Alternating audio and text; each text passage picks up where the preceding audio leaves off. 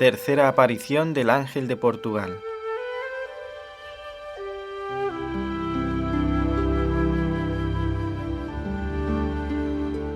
En el otoño, los tres decidieron ir a rezar a la gruta, y para eso tuvieron que hacer una larga y difícil caminata con las ovejas. Para ellos era un lugar sagrado. Allí se postraban y comenzaban a rezar la oración aprendida en la primera aparición. Súbitamente se sienten envueltos por una luz intensa e irguiéndose ven al ángel que tiene en las manos un cáliz con una hostia suspendida sobre él y de la cual caen algunas gotas de sangre. El ángel no les dice nada. Deja el cáliz con la hostia suspendidos en el aire y se arrodilla con el rostro en tierra, gesto seguido por los pastorcitos, y esta vez reza una oración más larga que la primera. Santísima Trinidad, Padre, Hijo y Espíritu Santo, os adoro profundamente y os ofrezco el preciosísimo cuerpo, sangre, alma y divinidad de Jesucristo, presente en todos los sagrarios de la tierra, en reparación de los ultrajes, sacrilegios e indiferencias con que Él mismo es ofendido. Y por los méritos infinitos de su Santísimo Corazón y del Corazón Inmaculado de María, os pido la conversión de los pobres pecadores. La va rezando lentamente para que ellos la repitan. Como en las otras veces, Francisco repite después de oír a su hermana y a su prima. Enseguida, el ángel se levanta y tomando en sus manos el cáliz con la hostia, dio ésta a Lucía, y a sus primos dio a beber el cáliz mientras decía: Tomad y bebed el cuerpo y la sangre de Jesucristo, horriblemente ultrajado por los hombres ingratos. Reparad sus crímenes y consolad a vuestro Dios. Se postró de nuevo repitiendo 3 veces la misma oración y desapareció. Los pastorcitos no notaron la falta del ángel. Tenían a Jesús en el corazón. Los 2 primos hicieron en este día su primera comunión. Totalmente absortos por esta experiencia tan sublime, ni se dan cuenta del paso del tiempo, ni se ocupan de las ovejas. Pero Dios cuidó de ellas y no permitió que huyesen ni que fuesen a hacer estragos en las propiedades vecinas. Aunque también muy cautivado por la presencia de lo sobrenatural que los envolvía, Francisco llegó a decir que casi no conseguía andar. Fue el que alertó a sus compañeras de la proximidad de la noche. El éxtasis les hizo perder la noción del tiempo. Como los apóstoles, vivieron una experiencia del Tabor y como ellos también dirían en su corazón: bueno es estarnos aquí. Regresaron a casa casi en silencio y sin llamar la atención de la familia. Vivieron unos días más fuera de este mundo. El hecho de pasar el día con las ovejas y los 3 solos ayudaba a que no se les notase nada. Lucía cuenta esta impresión con mucho énfasis. Este hecho nos hace creer que sería ella quien más en profundidad sería marcada, dada la misión muy especial que iría a tomar sobre sus hombros. Acostumbraba decir que sus primos fueron escogidos para ser testigos. Una vez dado su testimonio, María vino a buscarlos para el cielo, como les prometió desde la primera aparición, y Lucía aquí quedó para recorrer un largo y difícil camino.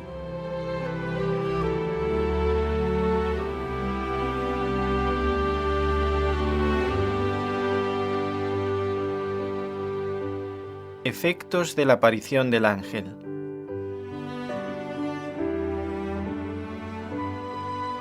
Después de las visitas y consejos del ángel, los pastorcitos comenzaron a procurar con avidez y más perseverancia formas de ofrecer algún sacrificio por la conversión de los pecadores y para consolar a Jesús. A partir de esta experiencia común, los 3 no se podían ver separados. Lucía era el imán del que los primos no prescindían, y para ellos era siempre preferible estar los 3 y solo los tres, para poder hablar del secreto que llevaban dentro de sí y para ayudarse a inventar nuevas formas de consolar a su Dios, petición hecha en la última aparición del ángel. Lucía, todavía tan niña, estaba ya formada una catequista y consejera de sus dos primos y de otros niños que se le acercaban. Todos gustaban de oírla. Fue un don innato en ella y que permaneció toda su vida. Con gusto enseñaba lo que sabía y con placer se la oía hablar. Al abrigo de la soledad entre el follaje por donde pastoreaban el rebaño, o en casa, escogiendo el lugar más protegido de miradas ajenas, los tres se entregaban a la oración, repitiendo con el corazón en llamas las oraciones aprendidas en esos encuentros con el celestial catequista. Durante el invierno, no pudiendo salir con el rebaño, se juntaban para jugar, pues no les fue quitado el gusto por los juegos infantiles. Pero en medio de esos juegos reservaban siempre tiempo para consolar a Jesús. Lucía, siendo ya más mayor, iba siendo iniciada en el manejo de las agujas. Era casi jugando como aprendía y con rapidez las movía con destreza y perfección.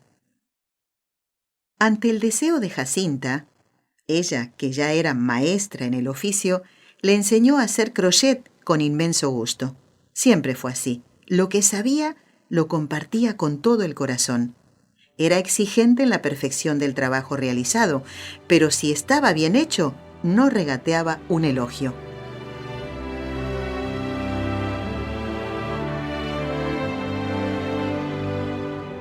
La primera despedida.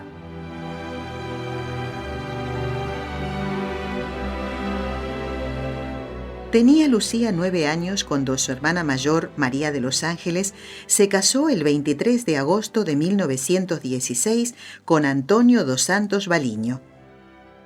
Para una niña de 9 años en aquel tiempo, estos acontecimientos familiares no eran muy claros. En el día de la boda, según ella contaba, antes de que salieran hacia la iglesia, había una ceremonia en casa de la novia donde se reunían todos los invitados para seguir en cortejo a caballo. Cuando la novia estuvo preparada, un vestido nuevo de color al gusto, con un pañuelo de bufanda y adornada con algunas piezas de oro, rodeada por toda la familia de casa, padres y hermanos, se colocó en la sala principal, a cuya puerta asomó el novio, que dijo a los padres: «Señor Antonio y señora María Rosa, ¿dan su permiso para que María de los Ángeles me acompañe a la iglesia para casarnos?» En medio de una gran emoción, el padre preguntó a la hija si ella quería ir, y ésta, llorando, respondió que sí. Entonces, entre lágrimas, todos la abrazaron diciéndole: «Dios te acompañe y te haga muy feliz en tu nuevo hogar». Lucía, al ver a todos llorando y sobre todo a la hermana, corrió junto al novio para empujarlo para afuera y decía: «Márchate, porque ella no quiere ir, ¿no ves cómo llora?». Con un mimo de su madre y una sonrisa entre lágrimas, allá fueron todos hacia la iglesia y la fiesta siguió en buena armonía. Pero le costó esa separación y no comprendía que su hermana ahora se fuese para aquella casa con Antonio. «Oye, mamá, ¿por qué María ahora no viene para nuestra casa?». Y su madre le explicaba, y Lucía aprendía una etapa más de la vida. Este casamiento fue el comienzo de la dispersión del nido paterno. El 14 de febrero de 1917 se casó también Teresa, y ésta fue a vivir más lejos, pudiendo verse solamente los domingos.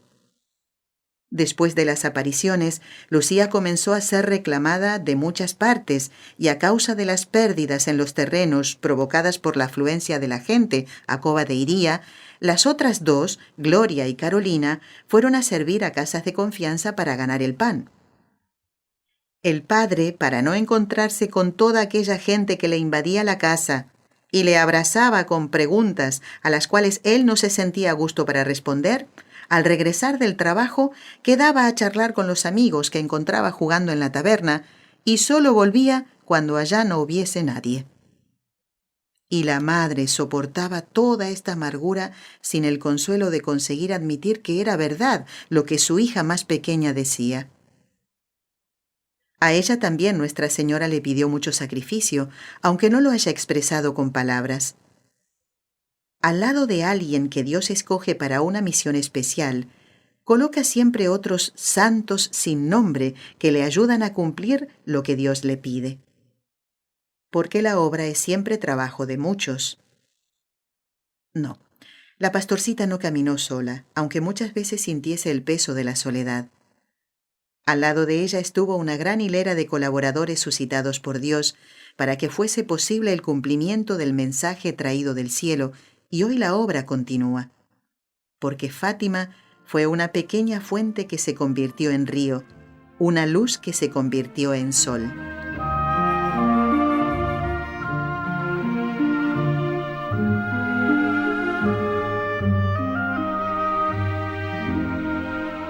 Apariciones de Nuestra Señora, 1917.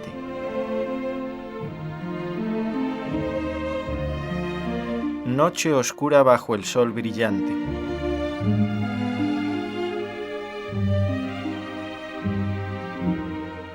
Las visitas del ángel, habiendo quedado en silencio, no alteraron el exterior a los ojos de la familia.